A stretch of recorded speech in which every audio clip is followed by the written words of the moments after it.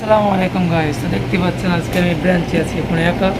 কারণ একটু বার আমি দোকান খুললাম একটু আগেই। তো দোকান খুলিনি এখনও, কারণ এটা রমাদানের প্রথম দিন।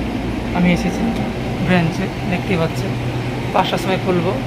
1 ঘন্টা হলো আছে এখন আশেপাশে, মানে যতটা ব্যাকআপ না ছিল না, যা যা ছিল না সবগুলো ফুলফাল করে এখন আমরা বসে আছি।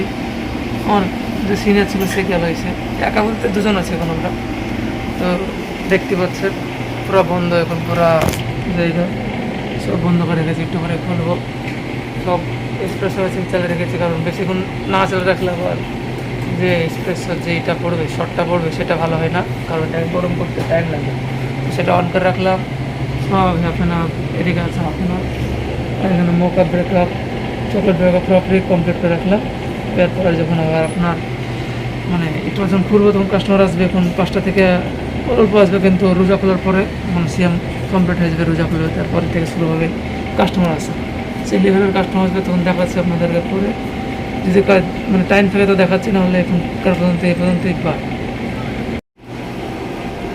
দেখতে পাচ্ছেন খুলছি এখন দোকান। এই পুরোপুরি যত শাটার আছে সব উঠে গেল।